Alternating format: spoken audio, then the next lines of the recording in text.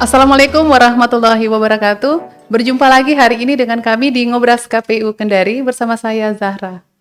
KPRI telah meluncurkan hari pelaksanaan pemungutan suara dan tentunya sudah dipastikan bahwa jadwal pemilu kita adalah 14 Februari 2024 dan pemilihan kita 27 November 2024. Bagaimana persiapan dari KPU Kota Kendari? Kita akan membahasnya bersama narasumber yang sudah hadir bersama saya saat ini. Beliau adalah Ketua KPU Kota Kendari, Bapak Jumwal Saleh. Assalamualaikum. Waalaikumsalam warahmatullahi Apa wabarakatuh. kabarnya hari ini? Alhamdulillah baik-baik. Selamat datang di podcastnya KPU Kendari. Tahapan pemilu kita semakin hari sudah semakin dekat. Bagaimana persiapan dari KPU Kota Kendari ini untuk menghadapi pemilu serentak 2024 ini? Ya, tentu menghadapi event demokrasi yang sangat besar ya. Jadi saya kira persiapannya harus betul-betul kita lakukan. Jadi persiapannya tentu ada dua hal yang sangat penting. Yang pertama adalah persiapan mental kita, itu baik di komisioner maupun di kalangan sekretariat, baik itu ASN maupun non ASN. Yang kedua adalah persiapan terkait dengan kapasitas kita, pengembangan kapasitas kita. Nah, ini adalah ada beberapa yang kita lakukan di KPU. Yang pertama adalah mendiskusikan atau mengkaji daftar inventaris masalah pemilu 2019 yang lalu. Itu adalah sebagai pembelajaran untuk kita melakukan perbaikan-perbaikan pada untuk pemilu di 2024 yang akan datang. Yang kedua adalah juga tidak kalah penting adalah pengembangan kapasitas terkait dengan yang berkaitan untuk menghadapi itu adalah umpamanya saat ini KPU sedang menggalakkan berkaitan dengan puanya Baku Humas. Ya, jadi ini juga adalah bagian dari pengembangan kapasitas di tingkat sekretariat.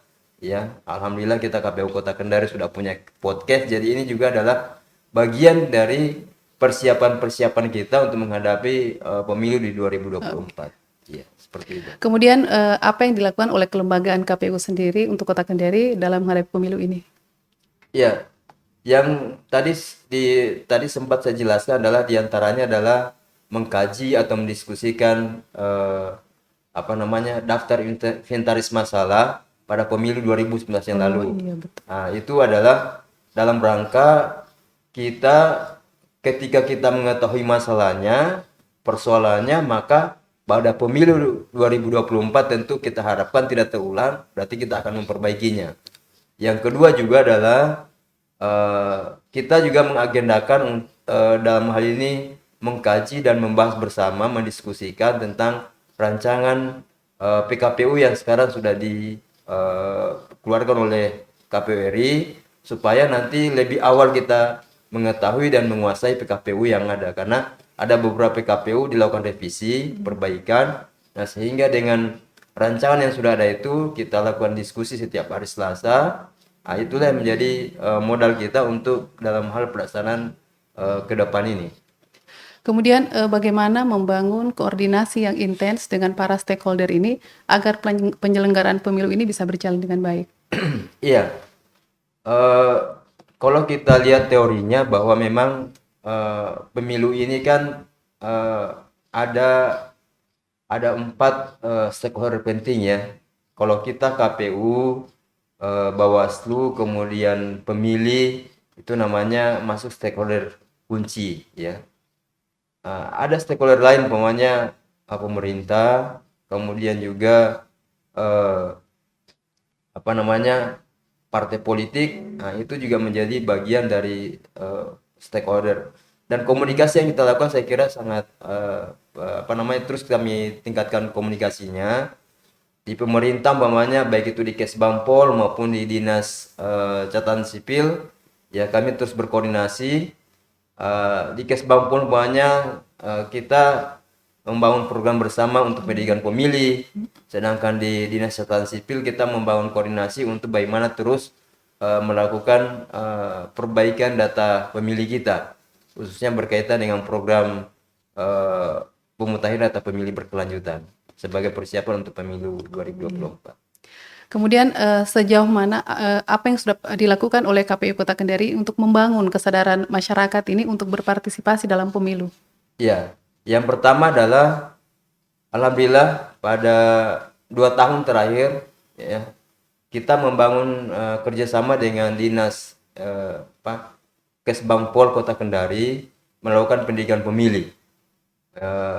Ada beberapa diskusi, kemudian ada beberapa kegiatan pendidikan pemilih yang kita lakukan, mulai dari itu ada sampai yang ditujukan kepada beberapa basis. Ya, ada untuk tokoh masyarakat dan tokoh agama, ada khusus perempuan, ada juga khusus pemilih pemula, ada juga pemilih muda, bahkan disabilitas juga kita libatkan. Nah, ini semua adalah rangkaian-rangkaian untuk bagaimana terus ya membangun kesadaran bagi masyarakat untuk menggunakan hak pilihnya. Di samping itu tentu juga kita harapkan adalah mereka kemudian selain untuk dirinya, dia juga kemudian akan bersosialisasi di lingkungan dia, baik itu di keluarga maupun di keluarga sejawatnya.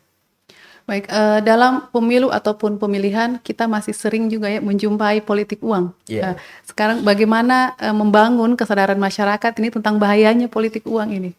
Iya. Jadi memang politik uang saya kira masih menjadi hantu di demokrasi kita, ya. Artinya istilahnya tidak kelihatan tapi bisa dirasakan gitu Iya, ya. betul Jadi sekali. seperti itu politik uang ini. Nah, tentu KPU tidak bisa kerja sendiri ataupun mungkin juga Bawaslu sebagai lembaga yang paling berkompeten melakukan pengawasan pemilu tentu juga tidak bisa akan kerja sendiri. Jadi membutuhkan semua pihak ya untuk terus menyadarkan masyarakat bahwa namanya politik uang itu adalah sangat buruk dalam praktik berdemokrasi. Iya, betul sekali. Ya, jadi makanya KPU Kota Kendari memprogramkan ada namanya Kelurahan Peduli Pemilu dan Pemilihan, ya KP3. Nah, itu salah satu programnya, dalamnya adalah bagaimana meningkatkan masyarakat untuk tidak terlibat dalam politik uang, melahirkan kesadaran masyarakat untuk tidak terlibat dalam politik uang. Alhamdulillah Kota Kendari ya telah melakukan pendidikan pemilih di 2 lokasi, 2 kelurahan, yakni Kelurahan Wundu Batu dan Kelurahan Kambu. Ini di setiap kelurahan kami merekrut 25 kader. Jadi berarti sekarang jumlahnya 25 kader. Iya. Nanti program ini ke depan, insya Allah di tahun ini, di 2022 ini kami sudah program tindak lanjutnya, yakni kader-kader ini nanti akan melakukan pendidikan di masyarakatnya. Oh iya. Ya. Jadi 25 kader ini nanti akan melakukan pendidikan pemilih, sosialisasi, ya tentu sesuai dengan lingkungan basisnya masing-masing. Kan 25 kader ini itu berasal dari 5 basis. Ada namanya basis perempuan, pemilih pemula, pemilih muda, kemudian tokoh masyarakat, ya, tokoh agama, dan disabilitas. Oh iya. Jadi semua basis ini kemudian nanti kembali di lingkungannya masing-masing melakukan pendidikan pemilih. Nanti KPU yang fasilitasi. Ya, jadi KPU memfasilitasi pelatihannya, ya, transportasinya. Ini semua adalah bagian dari untuk peningkatan. Yang pertama adalah peningkatan partisipasi masyarakat dalam berdemokrasi. Yang kedua tadi adalah salah satunya adalah bagaimana paling tidak meminimalisir adanya praktik money politik. Ya. Kemudian apa yang Bapak bisa sampaikan khususnya untuk masyarakat Kota Kendari kita ini untuk pemilu serentak 2024 nanti? Iya. Yang pertama adalah sebelum mengarah ke situ, mungkin juga saya ingin mengajak masyarakat yang umpamanya terkait dengan kesadaran sebagai warga negara. Sekarang ini KPU telah memiliki aplikasi melindungi hakmu.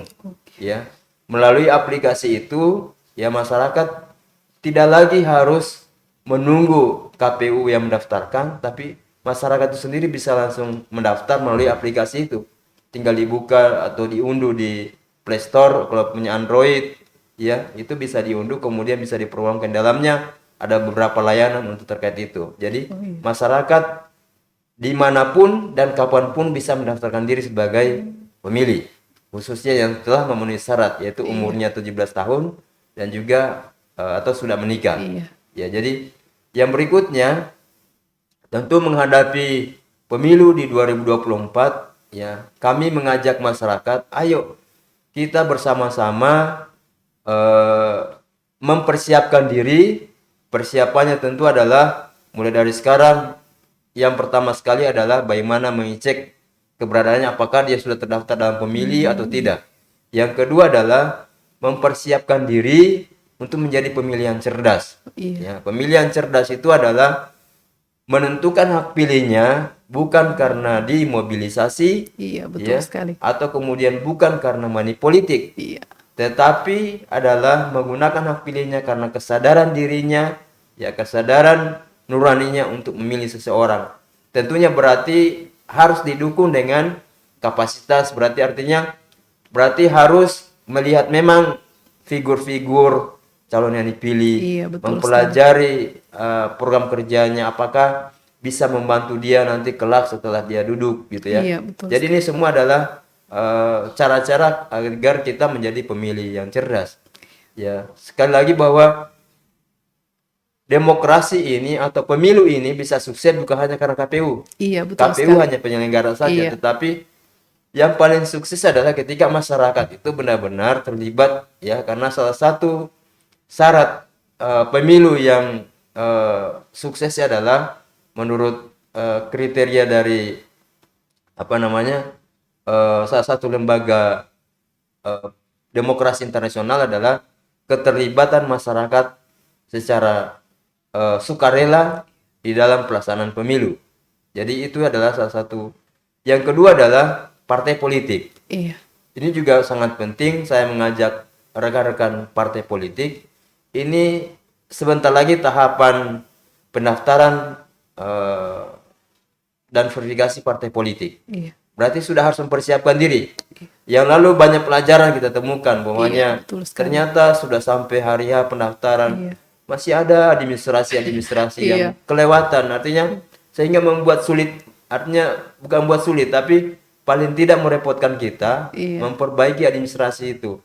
Nah, ke depan ini dengan cara KPU melakukan pendaftaran melalui aplikasi, Iya. nah ini juga tentu harus dipahami betul-betul partai politik ya, karena pendaftarannya lumayan agak panjang, diperpanjang waktunya karena partai politik harus dilatih dulu pengurusnya untuk bagaimana aktif di dalam aplikasi itu, bagaimana administrasinya disiapkan, kemudian bagaimana dimasukkan.